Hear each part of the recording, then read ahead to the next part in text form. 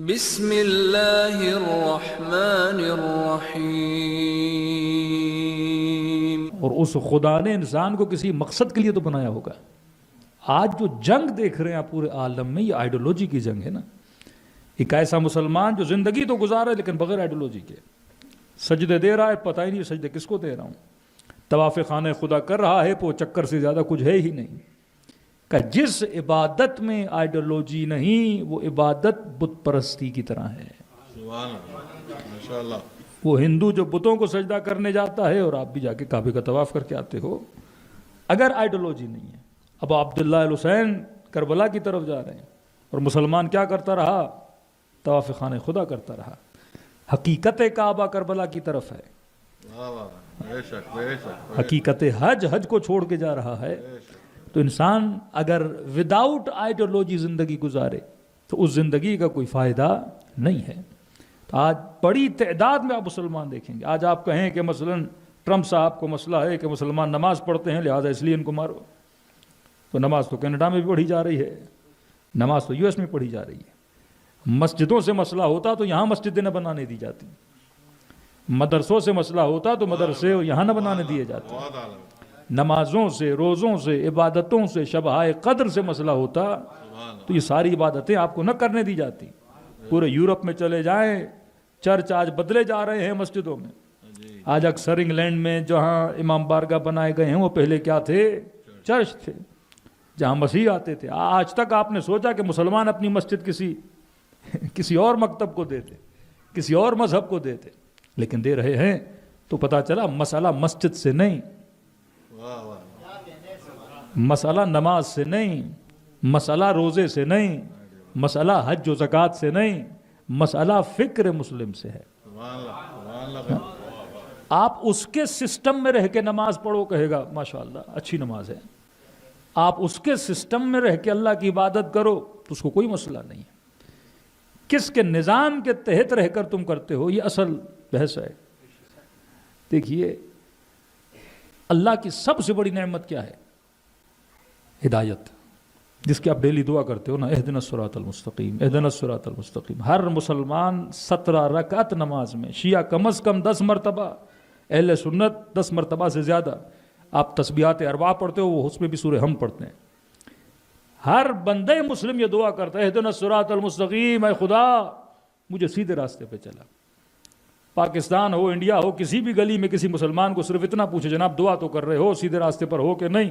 کہے گا الحمدللہ میں ہی تو ہوں جو سیدھے راستے پر ہوں۔ وہ بریلوی کہے گا میں ہی تو ہوں، حنفی کہے گا میں ہی تو ہوں، شیعہ تو کہے گا پتہ کیسے چلے کون سیدھے راستے پر ہے کون سیدھے راستے پر نہیں؟ اللہ کی سب سے بڑی نعمت ہدایت ہے۔ سب سے بڑی نعمت اولاد نہیں، سب سے بڑی نعمت مال نہیں، سب سے بڑی نعمت والدین نہیں، سب سے بڑی نعمت امن و امان نہیں، سب سے بڑی نعمت خدا کی کیا ہے؟ ہدایت ہے۔ اب اگر بندہ صاحب ہدایت ہو، پھر اگر اولاد بھی ہو تو نعمت۔ واہ واہ واہ، سبحان اللہ، ماشاءاللہ۔ اگر ہدایت ہی نہیں تو یہی اولاد کیا بن جائے گی؟ یزید جیسی بن جائے گی۔ اگر ہدایت نہیں یہی اولاد باعث ضلالت بن جائے گی۔ اگر ہدایت نہیں یہی اولاد انسان کے لیے باعث جہنم بن جائے گی۔ اگر ہدایت ہے تو پیسہ باعث نعمت، اگر ہدایت نہیں اسی پیسے سے کیا کرے گا؟ عیاشی کرے گا۔ اگر ہدایت نہیں اسی پیسے سے کیا کرے گا؟ گمراہی کرے گا۔ اگر ہدایت ہے تو بندہ صاحب مسند ہو، صاحب قدرت ہو تو باعث نعمت۔ تو اگر ہدایت ہو صاحب قدرت بنے تو سید علی خام نہیں ہوتا ہے، اور اگر ہدایت نہ ہو صاحب قدرت بنے تو مولانا ٹرمپ بن جاتا ہے۔ ہر چیز کس پر ہے؟ ہدایت پر ہے۔ آپ کو مسند ملا، ہدایت ہے کہ نہیں ہے؟ تو پہلی چیز انسان کو یہ دیکھنا چاہیے کہ میں صاحب ہدایت ہوں کہ نہیں ہوں۔ اگر میں مہذب نہیں، اگر میں سویلائزڈ نہیں، اگر میری فکر صحیح نہیں تو جو مجھے ملتا جائے گا وہ میرے لیے باعث عذاب بنتا جائے گا۔ کبھی خدا نے کہا کہ اولاد فتنہ ہے، کبھی خدا نے کہا کہ زوجہ فتنہ ہے، کبھی خدا نے کہا کہ مال فتنہ ہے۔ یہ فتنہ ان لوگوں کے لیے ہے جو صاحب ہدایت نہیں ہے۔ بعض کی اولادیں فتنہ بن جاتی ہیں اور بعض کے 2 بچے جنت کے جوانوں کے سردار بن جاتے ہیں۔ سبحان اللہ، سبحان اللہ۔ اللہ آج جو جنگ ہے وہ جنگ آئیڈیالوجی کی جنگ ہے کہ کون ہے جو نظریے کی زندگی گزارتا ہے, کون ہے جو اصول اسلام پہ زندگی گزارتا ہے. پھر نماز بھی پڑھے تو نماز حسین کی نماز ہے. سبحان اللہ سبحان اللہ. پھر خیرات بھی کرے وَيُطْعِمُونَ الطَّعَامَ عَلَىٰ حُبِّهِ بن جاتا ہے. پھر رات کو بستر پہ سوئے تو ایسی نیند ہوتی ہے جیسے شب ہجرت امیر المومنین کو آئی. ہاں کیوں رہا من مات علی حب آل محمد موت شہیدہ, جو ان کی محبت میں مر کے گیا وہ موت نہیں بلکہ کیا ہے, شہادت کی موت ہے. ایک سخت حدیث تھی رسول کی, پوچھا گیا کہ جہنم میں سب سے پہلے کون جائے گا؟ کسی نے کہا زانی جائیں گے, کسی نے کہا شرابی جائیں گے, کسی نے کہا کہ فلاں گناہ کبیرہ کرنے والے جائیں گے. فرمایا سب سے پہلے خدا جن کو جہنم کی ایندھن بنائے گا وہ علماء ہوں گے, علماء سوء. پھر سب سے پہلے خدا جن کو جہنم کی ایندھن بنائے گا کہا وہ شہید ہوں گے. جن شہیدوں کے لیے خدا یہ کہے کہ ان کے خون کا پہلا قطرہ نہیں بہتا, خدا ان کو جنت کی گارنٹی دے دیتا ہے. کہ یا رسول اللہ یہ کون سے شہید ہوں گے؟ کہ جنہوں نے جان تو دی پر جن کی نیتیں خراب تھیں.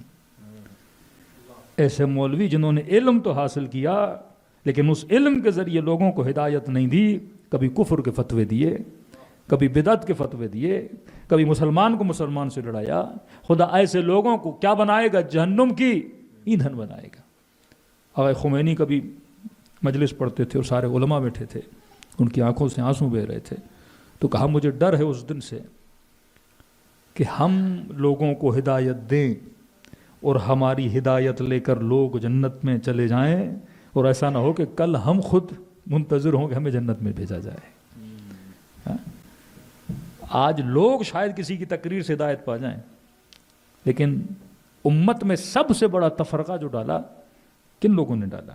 ان مولویوں نے ڈالا جنہوں نے مسلمان کو مسلمان سے لڑایا, مومن کو مومن سے لڑایا.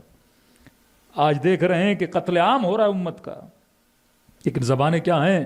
خاموش ہیں. اگر 1 لاکھ بھی مولوی دنیا میں ہوں, اگر نعرہ حق لگائیں تو امت کو جذبہ کون دلاتا ہے؟ علماء کا کام ہے نا کہ جذبہ دلایا جائے. امت کو اٹھانے والے کون ہیں؟ علماء ہیں.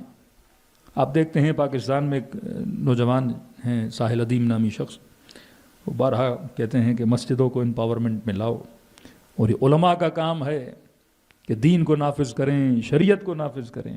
اب اس بندے خدا کو کوئی سمجھائے کہ یہ جو کانسیپٹ ہے کہ علماء کا کام ہے, یہ کانسیپٹ صرف مکتب محمد و آل محمد میں پایا جاتا ہے. بے شک بے شک. یہ فکر اہل سنت ہے ہی نہیں, کیونکہ ان کے یہاں ہمیشہ مولوی تابع حاکم رہا ہے. اس کا دین وہی ہوتا ہے جو حاکم کا دین ہوتا ہے. اس کے عقیدے میں, اس کے نظریے میں یہ ہے کہ اگر حاکم حبشی غلام بھی ہو, فاسق بھی ہو, فاجر بھی ہو, رسول نے کہا کہ اس کی اطاعت کیا ہے؟ واجب ہے. یہاں سے 2 آئیڈیالوجیز جنم لیتی ہیں. ایک وہ مسلمان جیسے عبداللہ ابن عمر جیسے اشخاص جو مدینے میں مشہور تھا کہ ان سے بڑا کوئی عابد نہیں, ان سے بڑا کوئی زاہد نہیں. انہوں نے کہا ہماری سیاست سے کوئی لینا دینا نہیں, ہم بس مسجد میں بیٹھیں گے اور خانقاہی بن جائیں گے اور ذکر پروردگار عالم کرتے رہیں گے. کچھ قاضی شرح جیسے جنہوں نے کہا کہ حاکم کی اطاعت کیا ہے؟ واجب ہے. رسول نے کہا اب حاکم چاہے یزید جیسا ہی کیوں نہ ہو, اس کی اطاعت ہم پر واجب ہے. اور ایک فکر ابا عبداللہ الحسین. یہاں پہ حق و باطل کا پتہ چلتا ہے. یہاں بھی قال رسول اللہ, اور یہاں نواز رسول. وہ حدیثیں جو گڑھی گئیں ان کو پتا تھا رسول نے کیا کہا, کہ حسین ابن علی کو پتا نہیں تھا میرے نانا نے کیا کہا ہے. یہاں فکر اموی اور فکر علوی نے جنم لیا, اور تب سے لے کے آج تک یہ 2 آئیڈیالوجیز چل رہی ہیں. ایک آئیڈیالوجی کہ حاکم کیسا بھی ہو اس کی زیر اطاعت آؤ اور سر خم کر دو. دوسری فکر ابا عبداللہ الحسین کی فکر. فرمایا کہ یہ فکر کبھی بھی کسی ظالم کے سامنے جھکنے کے لیے تیار نہیں ہوتی ہے. یہ سر کٹا تو لیتی ہے پر سر جھکنے کے لیے تیار نہیں ہوتا. یہ فکر ابا عبداللہ الحسین. آج اس فکر کو آپ دیکھ رہے ہیں پوری دنیا میں, اور خدا نے اس فکر کی وجہ سے محمد اور آل محمد کے چاہنے والوں کو کیا دی ہے؟ عزت دی ہے. آج آپ کا سر عزتوں سے بلند ہے. آج کسی بھی ٹی وی چینل کو اٹھائیں, نیچے سارے کمنٹس پڑھیں تو واقعی لوگ کہتے ہیں اگر دین حق کسی کے پاس ہے تو وہ اہل بیت کے چاہنے والوں کے پاس ہے.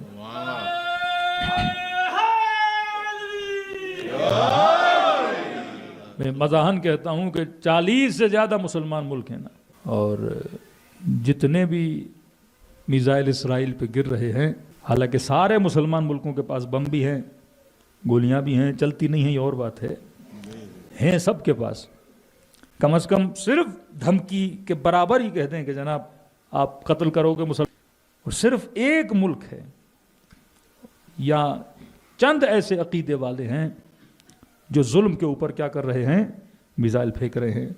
تو میں نے کہا اگر خدا مفتیوں کو یہ توفیق دے اور میزائلوں کو قوت سخن دے اور یہ پوچھ لیں کہ جناب تمہارا عقیدہ کیا ہے، تو میں نے کہا ہر میزائل کہے گا ہم ان سرزمینوں سے آ رہے ہیں جو علی ولی اللہ کے ماننے والے ہیں۔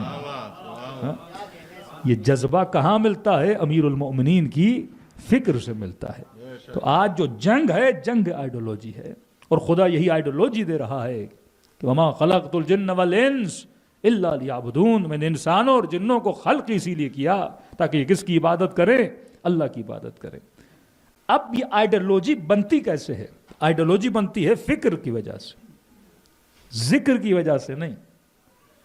آج دو طبقے مسلمانوں کے بنے، ایون ہم شیعوں میں، ایک وہ طبقہ جس کا کام ہے صرف ذکر کرنا، ایک وہ طبقہ جس کا کام ہے ذکر کے ساتھ فکر دینا، کیونکہ خالی ذکر کرو گے تو یہاں انگوٹھوں کو چومنا پڑے گا، یا دن رات گردن ہلاتے ہوئے اللہ ہو اور ہو کرنا پڑے گا۔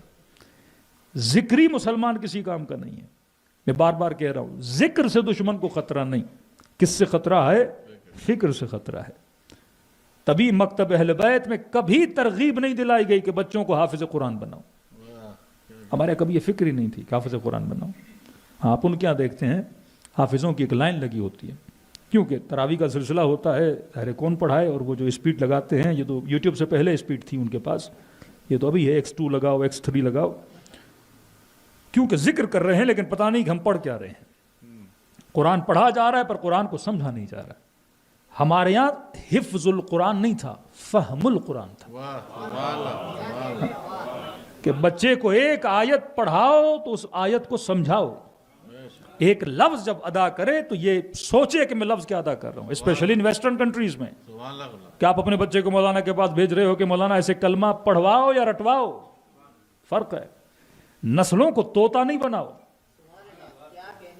اور میں نے ایسے ایسے قابل بچے ویسٹرن کنٹریز میں دیکھے، 10 سال کا بچہ، 12 سال کا بچہ، 14 سال کا بچہ، اور دیکھتے ہیں کہ ماشاءاللہ بھائی پاکستان میں بھی اتنے بچے قابل نہیں جتنے یہاں قابل۔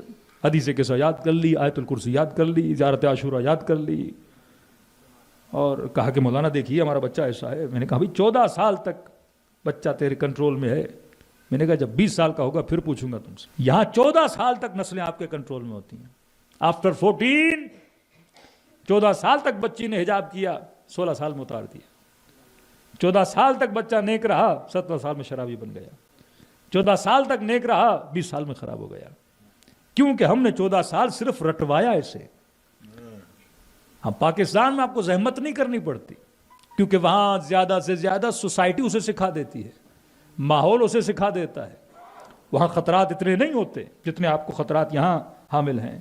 اب یہاں میں نے کیا کرنا ہے؟ اس بچے کی فکر پہ کام کرنا ہے، کہ میں اسے مولانا کے پاس بھیج رہا ہوں اور بچہ واپس آئے کہ ہاں بیٹا کیا سیکھ کے آئے، کہ آج کلمہ یاد کر کے آئے، لا الہ الا اللہ محمد رسول اللہ علی ولی اللہ۔ تو یہ ہے رٹنا۔ سوال ہے کہ تم نے اسے فکر لا الہ الا اللہ بھی دی کہ نہیں، فکر محمد رسول اللہ بھی دی کہ نہیں، فکر علی ولی اللہ بھی دی کہ نہیں۔ جب یہ فکر اپنائے گا تب اس کے وجود میں خوف پروردگار عالم پیدا ہوگا، لیکن اگر صرف رٹنا ہو تو اللہ اکبر بھی کہے گا، سر حسین کو بھی قلم کرے گا۔ علماء حق کی عزت سلام کے لیے بلند صلوات۔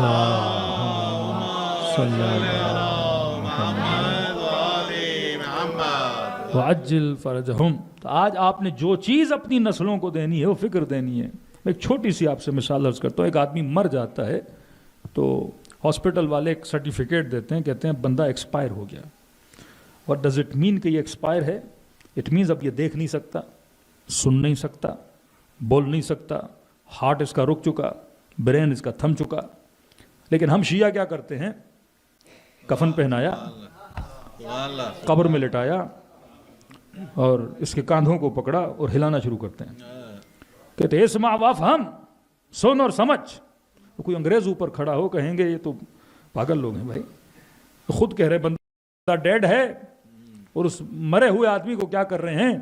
ہلا رہے ہیں. اب آپ کا بچہ بھی تو یہ لاجیکل ورلڈ ہے نا، پوچھے گا نہیں آپ اس کو ہلا کیوں رہے بابا، یہ تو مر چکا ہے. ہاں کیا سویا ہوا ہے کہ ہلا رہے ہو؟ کہتے کیا ہو؟ اسمع سن، جبکہ مر گیا یہ کیسے سنے گا؟ افہم سمجھو، جبکہ برین ڈیڈ ہو چکا یہ کیسے سمجھے گا؟ تو اسے ہلایا کیوں جا رہا ہے؟ کوئی لاجک ہے اس میں؟ تو ملائک یہ کہیں گے تو کہہ تو رہا ہے قرآن تیری کتاب تھی پر تو نے اس کتاب پہ عمل نہیں کیا تھا. کہہ تو رہا ہے کہ علی میرا امام ہے لیکن علی کے راستے پہ چلے کیوں نہیں تھے؟ امام کا مطلب جو آگے چلے، مأموم کا مطلب جو پیچھے چلے. کہہ تو رہے ہو کہ اللہ میرا رب ہے لیکن ہر بچے سے پوچھو سپر پاور کون ہے؟ وہ کہتا ہے امریکہ سپر پاور ہے. یہ عقیدہ ہے، بچپن سے ذہنوں میں ڈالا جاتا ہے. کسی نے کسی کو نہیں پڑھایا لیکن پوچھو سپر پاور لا مؤثر فی الوجود الا، کسی وجود میں اثر ڈالنے والا کوئی ہو ہی نہیں سکتا سوائے پروردگار عالم. فطرت عاشق کمال ہے، فطرت پرفیکشن کو پسند کرتی ہے. دنیا کا ایسا کوئی شخص نہیں جس کو بہادر سے نفرت ہو. تبھی آپ کو کئی ایسے ملیں گے جو لوگوں کو برے لگے. علی کسی کو برا نہیں لگتا. ہاں؟ دشمن بھی امیر المومنین کی تعریف کرتا ہے نا. آج جیسے مثلاً رہبر معظم شہید ہوئے تو بڑے بڑوں نے تعریف کی نا، حالانکہ مان بھی نہیں رہے لیکن تعریف کر رہے. کئی ایسے اہل حدیث، کئی ایسے دیوبند آپ دیکھیں گے مطلب زبان اٹک جاتی ہے، اب بھی اٹکتی ہے. گوشے کنائے کر کوشش کرتے نام نہیں لائیں، بتائیں نہیں کون سا مکتب ہے، کون سا مذہب ہے، کون سی فکر ہے، لیکن مجبور ہیں تعریف کرنے میں کیونکہ خود نہیں کر رہے، فطرت تعریف کروا رہی ہے. اللہ نے ہر بچے کی فطرت میں رکھا ہے، ہر انسان کی فطرت میں انسان عاشق ہوتا ہے بہادروں کا، شجاعوں کا، کمال کا عاشق ہوتا ہے. کوئی دنیا کا شخص نہیں ملے گا جو کہے مجھے حسن سے محبت نہیں ہے، مجھے خوشبو سے محبت نہیں ہے، مجھے سخی سے محبت نہیں. آپ خود کنجوس ہوگے لیکن کہو گے لوگ میرے لیے سخاوت کرے، اور کنجوس کو کنجوس بھی کہو تو ناراض ہو جاتا ہے. امیر المومنین فرماتے ہیں کنجوس نہ علی کو اچھا لگتا ہے نہ بیوی کو اچھا لگتا ہے. ہاں؟ کیونکہ یہ صفت رذیلہ ہے، یہ کسی اسکول میں نہیں پڑھائی جاتی، آپ کے اندر ہے. اب بچے کو پتا ہے کہ میں نے عشق کرنا ہے کس سے؟ بہادر سے. تبھی فلموں میں جو ہیرو ہوتا ہے وہ کبھی بزدل نہیں ہوتا، اور ہیرو بنتا ہی تب ہے جب کیا بنے؟ بہادر بنے. ہمیں پتا بھی ایک مکہ مارا 10 لوگ گر گئے، جھوٹا مکہ ہے، لیکن ہم دیکھ کے خوش ہوتے ہیں کیونکہ ہمیں بہادری کیا لگتی ہے؟ اچھی لگتی ہے. اب اسے بزدل کیسے بنانا ہے؟ اس کے ذہن میں کسی کو اتنا بڑا دکھاؤ تاکہ جب بھی اس کا تصور سامنے آئے تو یہ کیا ہو جائے؟ ڈرپوک ہو جائے. اللہ اکبر کا مطلب کیا ہے؟ مطلب سب سے بڑا سپر پاور کون ہے؟ آلمائٹی گاڈ ہے، پروردگار عالم ہے. یہ عقیدہ راسخ ہونا چاہیے. اب وہ جنگ بدر ہو ادھر 313 ادھر ہزاروں، عقیدہ راسخ ہے کہ کون؟ اللہ. تو خدا 313 کو کیا دیتا ہے؟ فتح دیتا ہے. دوسری طرف جنگ خیبر ہے، تعداد میں بھی زیادہ، سامنے ایک کھڑا ہے، زیادہ نہیں، ایک عمرو بن عبد ود. وہاں 313 تھے، اتنوں کو شکست دی، اور یہاں اتنے مسلمان اور سامنے کون کھڑا ہے؟ ایک کھڑا ہے. للکار بھی رہا ہے کہ اے محمد ہے کوئی بہادر تو بھیج میرے مقابلے میں. اور رسول کہہ بھی رہے ہیں من لحاظ القلب، مطلب اپنے غصے کا اظہار بھی کر رہے ہیں کہ کون ہے جو اس بدبخت کے منہ کو بند کرے. سارے مسلمان بیٹھے ہیں کیونکہ یہ شجاع نہیں تھے کیا مسلمان؟ رسول یہ فرمائے کہ کل علم اسے دوں گا جو مرد ہوگا، کرار ہوگا، غیر فرار ہوگا.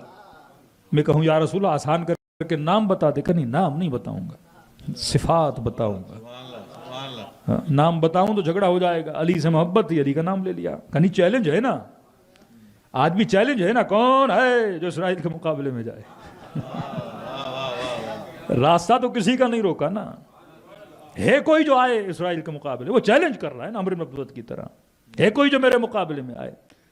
اور یہاں رسول بھی کہہ رہے ہیں من لحاظ القلب، کون ہے جو اس کتے کا منہ بند کرے؟ تو سارے مسلمان خاموش ہیں کیونکہ ایک آئیڈیالوجی بنی ہوئی ہے، وہ سپر پاور کی آئیڈیالوجی. عجیب معرکہ ہے جنگ خیبر کا.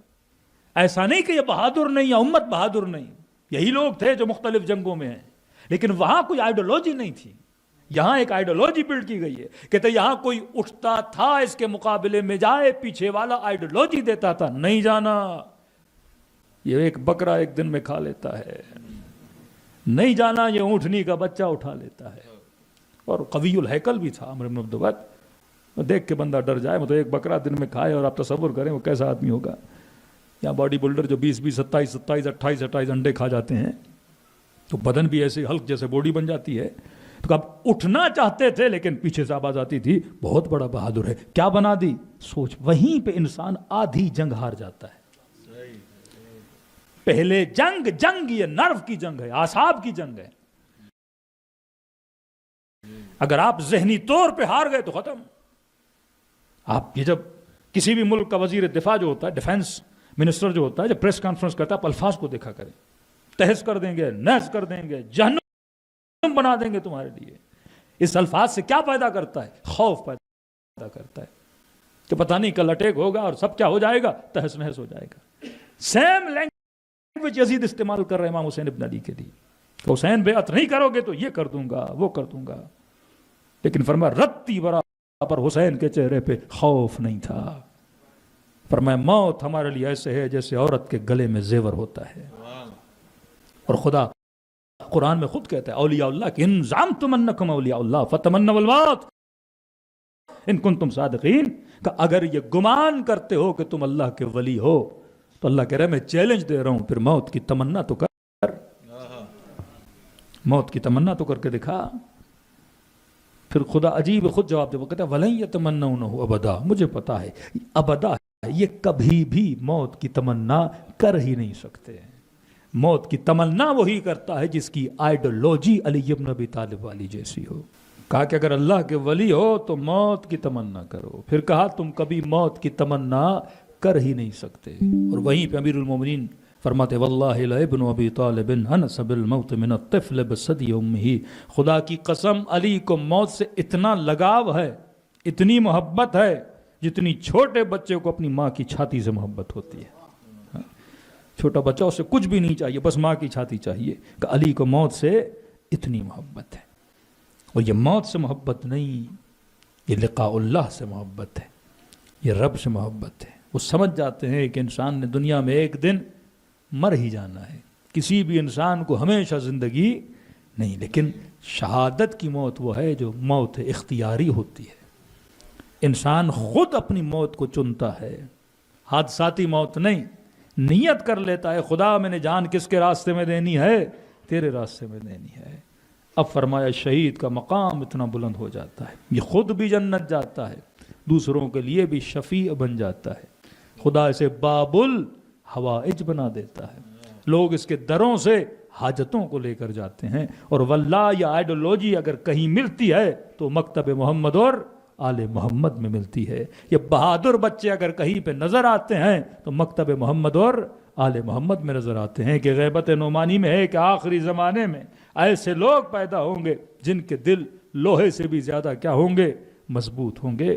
ان کے وجود میں خوف خدا کے علاوہ کسی ظالم کا خوف نہیں پایا جائے گا. اور کہا کہ یہ کون ہوں گے؟ فرمایا علی یہ تم اور تمہارے شیعہ ہوں گے. دعائے ندبہ میں بھی پڑھتے ہو کہ علی اور اس کے شیعہ علی منابر من نور، نور کے ممبروں پہ بیٹھے ہوں گے کہ جن کے چہروں کو دیکھ کر اہل قیامت حسرت کھائیں گے اے کاش ہم بھی علی کے شیعوں میں سے ہوتے، اے کاش ہم بھی فکر ابا عبداللہ الحسین کے رکھنے والے ہوتے. یہ فکر کب پیدا ہوگی؟ استاد شریعت یہ ایک جملہ عرض کرتے ہیں، کہتے ہیں دو طرح کے شیعہ. وہ اپنے زمانے کی مثال دے رہے تھے، ہر زمانے کی اپنی مثال ہے. تو کہا دو طرح کے شیعہ ہیں، ایک شیعہ صفوی، ایک شیعہ علوی.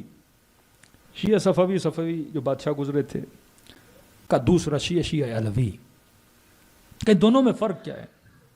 کہ دونوں ماتم کرتے ہیں، دونوں عزاداری کرتے ہیں، دونوں نماز پڑھتے ہیں، دونوں سارے نیکیاں کرتے ہیں، لیکن ایک فرق ہے کہ شیعہ صفوی جب شہادت مناتا ہے تو گریہ کرتا ہے، کہتا ہے ہائے حسین مارے گئے، ہائے حسین شہید ہو گئے، ہائے امیر المومنین شہید ہو گئے، ہائے حسن ابن علی شہید ہو گئے، ہائے عباس علمدار کے بازو کاٹے گئے، ہائے علی اکبر کے گلے میں تیر لگا، علی اکبر کے سینے میں پرچھی لگی، ہائے علی اصغر کے گلے میں تیر لگا، کہ یہ شیعہ صفوی ہے، روتا ہے، پکارتا ہے، آہو بکا کرتا ہے، مرثیہ پڑھتا ہے، نوحہ پڑھتا ہے کہ ہائے اب عبداللہ الحسین شہید ہو گئے۔ کہ دوسرا ہے شیعہ علوی، کہ یہ بھی مرثیہ پڑھتا ہے، یہ بھی آہو بکا کرتا ہے، ہائے اب عبداللہ الحسین شہید ہو گئے، ہائے علی اکبر کے سینے میں برچھی لگی، ہائے عباس علمدار کے بازو کاٹے گئے۔ لیکن اس میں اور اس میں ایک فرق ہے، کہ کون سا فرق ہے؟ کہ یہ بھی کہتا ہے کہ ہائے حسین شہید ہو گئے، اور یہ بھی پوچھتا ہے کہ حسین کیوں شہید ہوئے۔ یہ بھی کہتا ہے کہ علی مارے گئے، یہ بھی سوچتا ہے کہ علی ابن ابی طالب کو کیوں شہید کر دیا گیا۔ کہ جو کیوں تک پہنچ جائے وہ صرف شہادت پہ روتا نہیں ہے، وہ شہادت کے مقصد کو سمجھ جاتا ہے۔ آج آپ کو یہاں پہ روکا، رو حسین ابن علی شہید ہو گئے، لیکن یہ نہیں بتا حسین کیوں شہید ہوئے۔